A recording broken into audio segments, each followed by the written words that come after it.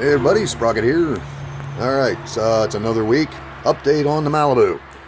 Here it is. It hasn't moved. There's your update. Just kidding.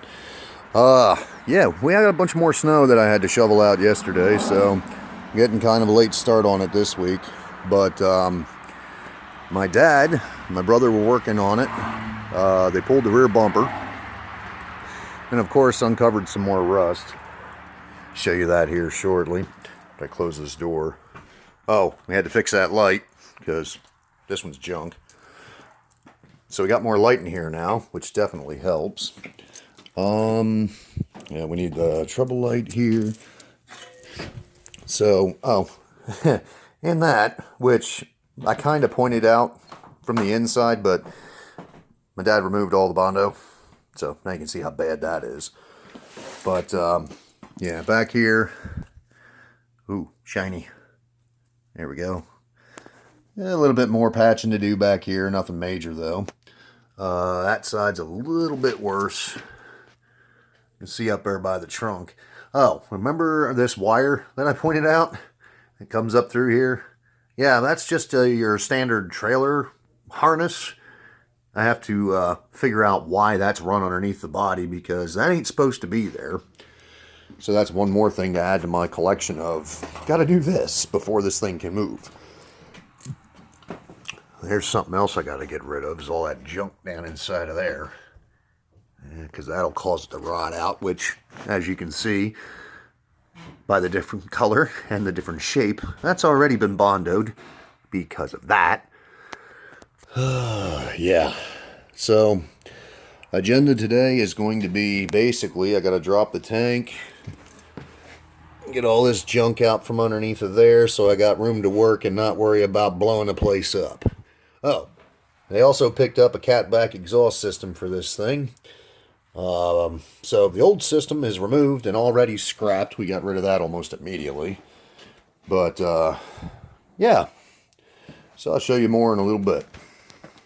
Okay, so what we're going to work on here. Whoop, yep. This bolt here, that's for holding up filler neck. So we got to get that out of there, then remove that hose. I'm going to pull these brackets off because, like I said, I got a patch up underneath of it, so that's for the brake line. Wow, it's really close. That there is your purge canister, I believe is what it's called. Basically what that thing does is it stores the fuel vapors until you're cruising out in the highway, or at, I think, at idle. I forget exactly. I know when you're cruising on the highway, it'll release them via the purge valve and send them back in through the intake system to be burnt. That's the purpose of that, is to, that whole emission system, that vapor system, is to recover the gas fumes and send them back through to get burnt instead of just going out into the atmosphere. But, yeah. So there's 10 millimeter bolts all over the place. So we're going to start yanking on them. All right, I know I've said this before, but another tech tip. I want to keep repeating it because it'll save you a lot of heartache most of the time. Not all the time, but most of the time. Rusty bolts, obviously. Look at all the rust. Always try to tighten it first, just a tiny bit. It breaks the torque, breaks the rust loose, and 9 times out of 10 will allow you to back the screw out without breaking it off. Okay? All right, so as you can see, sorry about how close it is. I'm like right on top of it, or I guess it's on top of me, however you want to look at it. But you can see why I was saying about these brake lines. So, now not all these are brake lines, some of them are fuel, but this one here is brake line. Get you close so you can see that. As Mortsky says, it's a little chewy. And of course, all of those over there, the bottom one, or the one that's, yeah, down in this area. That one's the other side brake line. This one is the one that goes across to that side. I'm definitely going to have to do something with those. You got 2 brake lines. The other 3 are fuel lines. One's a feed, one's a return, and one's a vapor line. Those, unless it's the fuel or the feed or the return, I'm not as worried about it. The vapor line, or I am worried about it. The vapor line I'm not worried about. I don't care if that thing leaks. Just don't tell anyone, all right? Anyway. So, anyway, this is that trailer harness I was talking about. So we're still not sure exactly what's going on with that, but we'll find out. And when I know, I'll let you know. All right, so finally got done getting these lines off of here. I tell you what, they fought me. This one here, vapor line, this one here, the return line. How well you can see this dark spot right here is rust. Right there, same thing. Be wary, be very careful, because those will hold these stupid things on there, and you'll think you're doing something wrong, but it's just that holding it in place. There's something else I want to mention. I didn't think about it until after I cleaned my glasses, but when this one finally let loose, it sprayed my face with gas. Be sure you wear safety glasses or something like that if you're going to be doing anything like this under a vehicle. Because gas in the eyes, it hurts. I know, I've had it happen. Alright, so gas tank's out. It ain't pretty, but it's out. Little chewy, as Mortsky says. Definitely seen better days. And I would say definitely a Northeastern car all of its life. Although I got to admit, GM was smart about this. Nice thick rubber to put it up against the body, unlike the old school cars that just had a piece of basically cardboard. This is the fitting that was fighting me. I finally got the dumb thing to let go. More often than not, people end up just cutting these off and replacing the end. I didn't want to have to deal with that, so yeah, I didn't. But yeah, you see all this mess of hoses and everything like this. Ugh.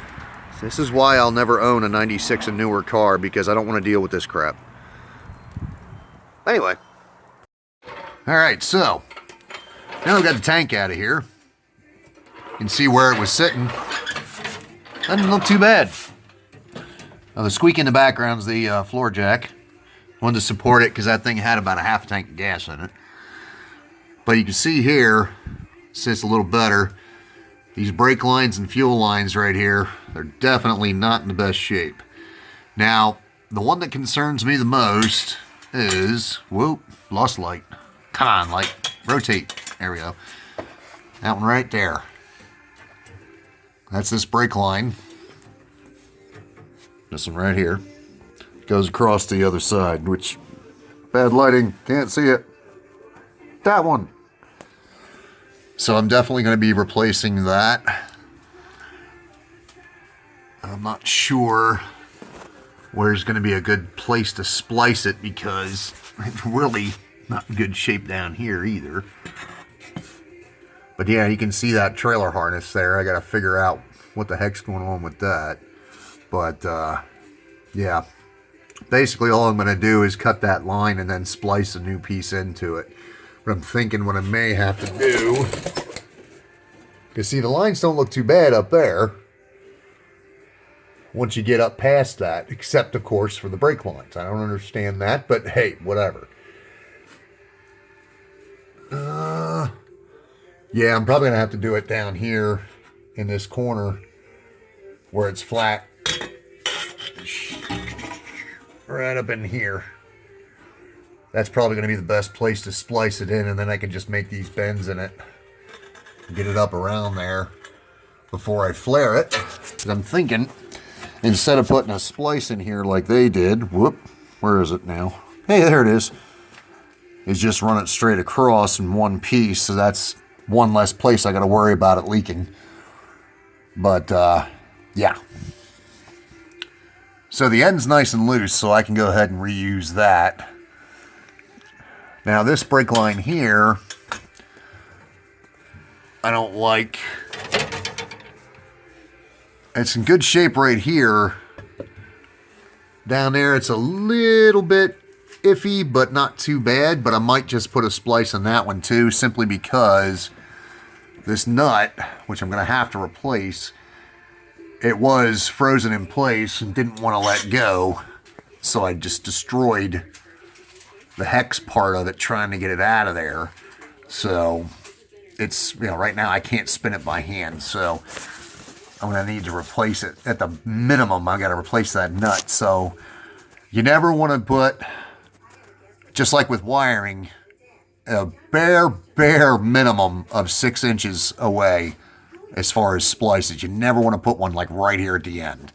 So I'm thinking, because this line looks a little chewy, nasty, pitted, whatever, down into here, is I'll just do the same thing, put it down here with the other one, but offset them so that the splices are not in the exact same spot, because that'll cause problems. At any rate, that's, yeah, that's pretty much everything out of the way that I was concerned with before doing any kind of grinding and cutting back here and welding. Up here, get a better look at this. And this here, I don't know how well you can see that. Well, here, hang on. Let me grab a little tool. You can see right here. Now this, I bet you, yep. That's what I thought. That's going to be a problem. See right here.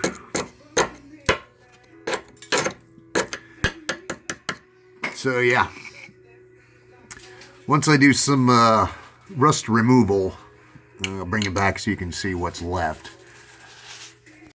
Alright, so did some rust removal, as you can see. This was the side, this is the driver's side. That didn't look near as bad. As you can see, it wasn't good either. So I was just talking with my dad. What I'm going to end up having to do, got 1, 2, 3 spot welds on this piece that goes across. I guess you would call it a cross member, even though it's a unibody. But anyway, drill those out so that way I can peel this thing down. Basically put it at like a 90 to this. So that way what I can do here is cut, because this is double layered, which it's hard to tell. Get a little closer, maybe you can see it if it'll focus. Hello, there we go. So you got that inner layer and you got this outer layer. Inner layer I can't really do much with.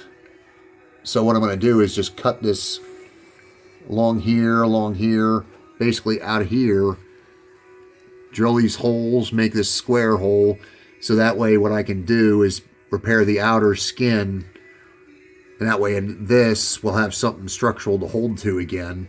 And then this one was just a little bit bubbled. As you can see, I kind of peeled it out because all underneath of it was the inner layer is not in good shape either. So I'm going to do the same thing here, only I'm just going to cut it like here, make a big square right here, and then drill this hole in it, you know, place it over top of that threaded receptacle, which you can just so see. And then weld that in, you know, sand down the welds so they don't look quite as nasty. But that's what we're going to end up doing on this side. The other side, well, that's going to be a little more extensive. Oh, come here, light. All right. As I try to kill the bulb. So this side, inner and outer layer are just basically gone. It's going to be a little trickier, especially right here, because this is all pretty much structural. Going to do the same thing on this one, drill out spot welds, peel this up out of the way so that I can do some repairs in here. And you can see here the double layer. Here's the inner one, that's the outer one. You see all that rust in between. That's how many layers metal has, and you never realize that until it starts rusting and expanding, which is what causes those little bulges, like right here. It's hard to see on camera. That's a spot weld, but you can see how this looks like it's got a curve to it. Yeah, that used to be flat. That's what rust does when it gets between layers and expands. So yeah, but this side, I've also got a side that's all messed up, so that one I'm going to have to come out further. Come here, light. There we go. I'm going to have to come out further, probably up into this area. But again, this is structural here, so I've got to, I'm going to have to do something different because this is going to have to be stronger. So I'm probably going to end up having to make a piece that actually mimics this bend right here. So that way it'll hold this together, because this is what the rear suspension mounts to. This one's okay all the way around, so this one's not too bad. In between here, it's nasty, but right here is where I need to make sure I tie in the side and the top. Or in this case, I guess you would call it the bottom, but either way. But yeah. You'll love that rust. Look at that. Just pop it right out of there. Well, anyhow, so I got my work cut out for me. It's going to be a while. Alright, so obviously this is the worst side. Got that support cross member. Got the 3 holes, yeah. Spot wells drilled out. I mean, that is a lot thicker than I thought it was going to be. You see how thick that is. Right there, see? Pretty thick. So what I've been doing, you see this, you got your inside layer, whoop, inside layer, outside layer. There's a rust buildup in between here. It's kind of hard to see. I've been chipping away at it, trying to get rid of it. Now this hole here is the one for the bracket where the brake hose and brake line meet. There's a couple of spot wells that were holding the outside skin to the inside skin. You can still see the threads there. So I got this peeled up. What I'm going to do is I'm going to cut that off. Cut this outer layer off all the way down into here. It's kind of contoured, but it's more just a round. So what I'm gonna try and do this all in one piece up under here. Cut this off basically right to here, and then just put this all in as one piece. But then I have to drill this hole so that way there's a place for that bolt to go through. That should be pretty much all that needs to go in there. I don't think anything else mounts in that area, so that'll be one side taken care of. Now this side here, I figured out, I didn't punch through it yet, but this same hole is on the other side. So basically I have to box this whole thing because both sides of it are rotted out like this. Anyhow, just so you can see how much has been coming out of it. You see all the rust on the floor. So, yeah, there's a lot of it in there. Uh-oh, flip it over. So, anyhow, show you more in a bit. Alright, well, I think we're going to call this a good stopping point for today. It's, pretty bad. See, I cut off the outer layer here, and you can see what's left of the inside one. The sad part is, that is a mounting hole. Here's the other one. That's for the brake line. That hole, focus, is for the fuel tank filler tube. So yeah. Now the inside, if it'll focus here, it's going to be harder to fix because it's real hard to get to that. So I got some of that out of there. As you can see, there's still more in there to get rid of. But, yeah. Bunch of rust. That's what happens when you design these things in multiple layers like that. Well, like I said, that's it for now. So, till next time, thanks for watching and have a good one.